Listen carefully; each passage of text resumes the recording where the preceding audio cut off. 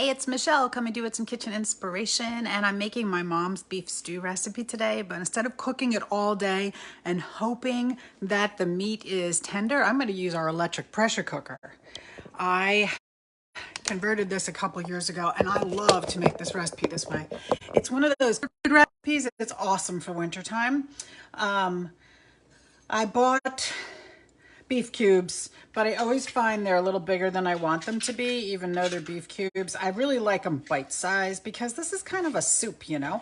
So I'm gonna cut them up a little bit smaller, and this is the inner pot for my multi-cooker.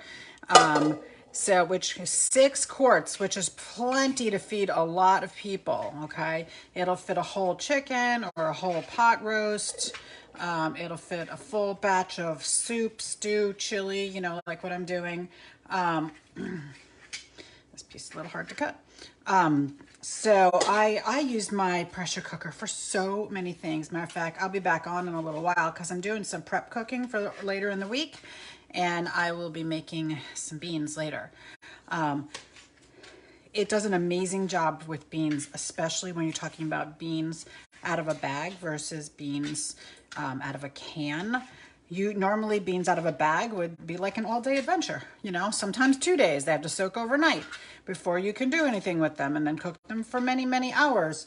And when I do them in the multi-cooker or my old quick cooker with dry from the bag, an hour later we're eating those beans.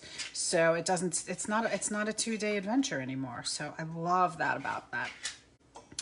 Now a lot of these kinds of beef recipes say you should brown the beef before you start.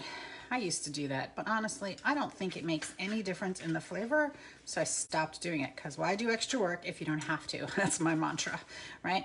All right, so I'm gonna put all this beef in here. I got a lot more beef to cut here. I'm just gonna cut another piece, and then I'm gonna show you what else is gonna go in there. This is a very simple recipe, and it's really delicious. Okay, let me rinse my fingers off. So the other thing that I'm going to do is put in some carrots. You can use baby carrots, but I only really use those if I'm going to be planning on, you know, like putting them on the veggie tray or something. This is our serrated peeler. I love this thing. It will peel anything. It's amazing. You can actually peel the can't talk. Peel the skin right off your peach. It'll peel a tomato for you. It'll peel a red pepper or a green pepper. It will peel anything, which I think is amazing. Okay, so with your carrots, where's my knife? I'll grab my 5-inch Santoku, because you guys all know that's my favorite knife.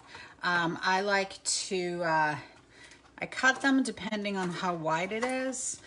This carrot's pretty close to normal, same all the way up. I'm gonna, again, do bite-sized pieces and throw them in. So it's gonna get a bunch of carrots, and then it's going to get a bunch of potatoes, which you can peel or not, it's up to you. I peeled them for this recipe. It's a lot of recipes. Like if I'm making pot roast, I'm just gonna quarter them and chuck them in. But for, I don't know. You know, we all do things the way our mom did it, right? My mom peeled the potatoes to put them in her stew, so that's how I do it. I feel like it's the right way. Okay.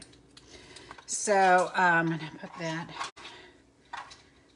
cut my potato. I like to do everything bite-sized. I don't want to like have to use a knife with my stew. You know what I'm saying? I just want to serve it. Just want to do a spoon. Okay, so I'm gonna get a bunch of potatoes, a bunch of carrots, and then I'm gonna put in a couple of cans of tomato sauce, which is what normally would go in here, but I don't have tomato sauce because I couldn't get it in my store for some reason. So I bought crushed tomatoes. I'm gonna drop them in my blender and blend them up so that they're nice and smooth like tomato sauce. I'm gonna pour that in. I'm gonna add a whole bunch of salt and pepper, and then I'm gonna put it in the multi-cooker on the pressure cooking setting, the beef pork setting, and set it for 65 minutes. So 1 hour and 5 minutes. It's gonna take about 10 minutes to heat up. So it's about 1 hour and 15 minutes from cooking time total, and you will have perfectly tender potatoes, carrots, and beef, and it's just delicious. It's such a great comfort food. So thanks for joining me. Let me know if you have any questions.